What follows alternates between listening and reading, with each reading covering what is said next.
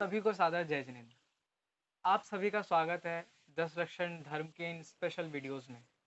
आज हम सबसे पहले धर्म के बारे में जानेंगे जिसका नाम है उत्तम क्षमा। जी हाँ, हम सभी ने क्षमा के बारे में बहुत सुना है कि हमें क्षमा करनी चाहिए या फिर क्रोध करना बुरा है या सॉरी सबको बोलना चाहिए, लेकिन हमने कभी उत्तम क्षमा को पाला नहीं है। ऐसा क्यों? इस बात पे अब हमें सोचना है कि हमने आज तक क्षमा को क्यों नहीं पाला है। अगर हम क्षमा को पालते, अगर हम सबसे क्षमा भाव धारण करते, तो आज हम इस संसार में होते या नहीं होते, इस बात पर हमें सोचना है। आप इस बात पर सोचिए कि एक साधु महाराज थे। वो लाखों लोगों को एक साथ प्रवचन दिया करते थे कि हमें क्षमा करनी चाहिए, हमें क्षमा भाव धारण करना चाहिए, हमें गुस्सा नहीं करना चाहिए। और जैसे ही वो प्रवचन से बाहर निकले और किसी कूड़ेदान, जो कूड़ा डालने वाले होते हैं, उनका कुछ कूड़ा उनके ऊपर गिरा और वो उससे क्रोधित हो गए। उन्होंने उनको बहुत गालियाँ दी, बहुत डाँटा, बहुत सुनाया। आप ये सोचिए कि जो क्षमा के बारे में कह रहा है, वो ही क्षमा क्यों नहीं धारण कर पा रहा है? इसका मतलब कि क्षमा की बात करने वाले सभी क्षमा का धारण करें, ये ज़रूरी नहीं है। आप ये सोचिए, जैन धर्म क्षमा की बात इतने ज़ोर-शोर से क्यों करता है? सबसे पहले उत्तम क्षमा धर्म और लास्ट में भी एक क्षमा वाणी होती है। तो क्षमा का नाम सिर्फ क्षमा नहीं है, हमारे यहाँ क्षमा भी उत्तम है। क्यों? क्योंकि उत्तम शब्द सम्यक दर्शन का सूचक है। सम्यक दर्शन का सूचक उत्तम, यह शब्द जब क्षमा के साथ लग जाता है तो इसका मतलब यह है कि सम्यक दृष्टि के ही वास्तविक क्षमा होती है।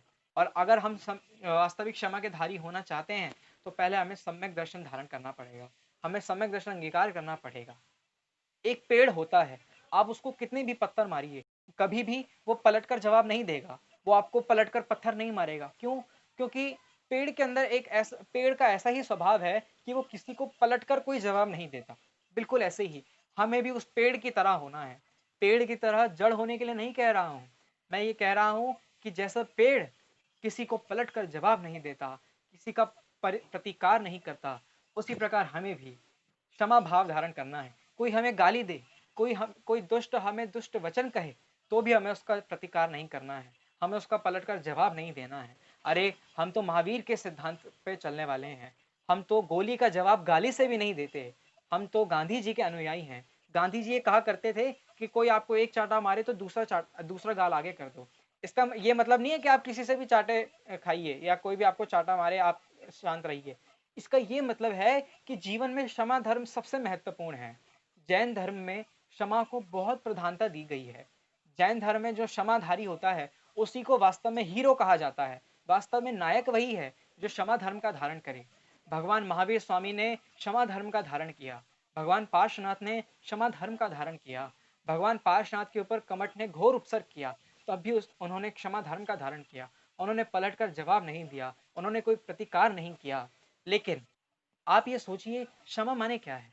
हम किसी से सॉरी बोल दें, क्या उसका नाम क्षमा है? नहीं।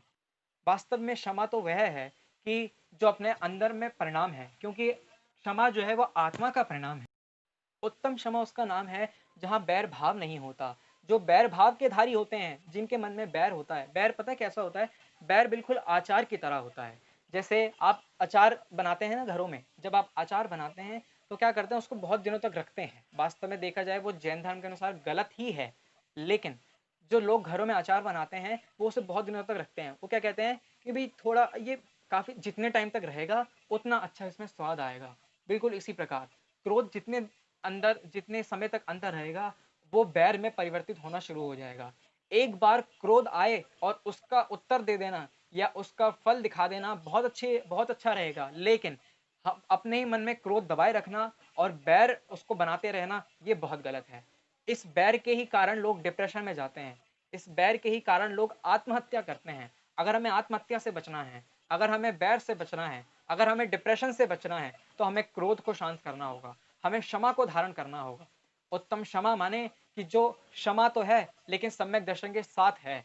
वास्तव में देखा जाए तो उत्तम क्षमा का पालन हमारे मुनिराज करते हैं, जैन साधु करते हैं। हमें उनके जैसा बनना है, हमें उनके मार्ग पर चलना है। हम भगवान महावीर के अनुयायी हैं, हम भगवान महावीर की संतान हैं, वीर प्रभु की हम संतान। हम बहुत गर्व से कहते हैं इस बात को। लेकिन अगर हम भगवान महावीर के सच्चे अनुयायी हैं तो हमें सबसे पहले उत्तम क्षमा को धारण करना होगा। आप ये बताइए, क्या क्रोध एक दिन नहीं करना, बाकी सब दिन करना? या फिर जो ये क्रोध है वो एक दिन नहीं करेंगे तो बहुत अच्छा, लेकिन रोज करेंगे तो चलता है? जैसे आपने घरों में सुना होगा कि थोड़ा डांटना तो जरूरी है, अगर हम थोड़ा नहीं डांटेंगे तो ये कंट्रोल में कैसे रहेगा? लेकिन आप ये देखिए कि सबसे पहली बात तो ये है कि क्या हम जिसको अपने कंट्रोल में करना चाहते हैं वो हमारे कंट्रोल में हो सकता है? क्या सब चीजें हम आप अपने कंट्रोल में कर सकते हैं? नहीं। इसी का नाम तो क्षमा है, इसी का नाम समता है। जब क्षमा भाव धारण करते हैं तब अंदर में समता आती है कि क्या बात है, वाह, हम तो क्षमा स्वभावी हैं, मैं तो क्षमा स्वभावी हूँ, मेरा आत्मा तो क्षमा स्वभावी है। वास्तव में देखा जाए क्रोध आत्मा का स्वभाव है ही नहीं, आत्मा का स्वभाव क्रोध करना है ही नहीं, आत्मा तो क्षमा स्वभावी है। लेकिन भूल के कारण, मिथ्यात्व के कारण अपने क्षमा स्वभाव को भूलकर क्रोध कर बैठता है। ये हमें नहीं करना है, हमें इससे बचना है। हमें उस पेड़ की तरह बनना है कि जो कभी किसी का प्रतिकार नहीं करता। हमें इस धरती की तरह बनना है कि इस पर कोई भी चले, ये किसी को मारती नहीं है, ये सबको अपना स्थान देती है। हमें ये देखा जाए, क्षमा जो है वो प्रत्येक द्रव्य का स्वभाव है। प्रत्येक द्रव्य अपने अंदर किसी का कोई हस्तक्षेप होते हुए देखता है तो वो उसका प्रतिकार नहीं करता। जीव जब पुद्गल द्रव्य के परिणामों में हस्तक्षेप करता है तो कभी भी पुद्गल द्रव्य ये नहीं कहता मत करो। मैं ये बात क्यों कह रहा हूँ? मैं बात इसलिए कह रहा हूँ क्योंकि प्रत्येक द्रव्य का स्वभाव क्षमा है, प्रत्येक द्रव्य का स्वभाव समता है।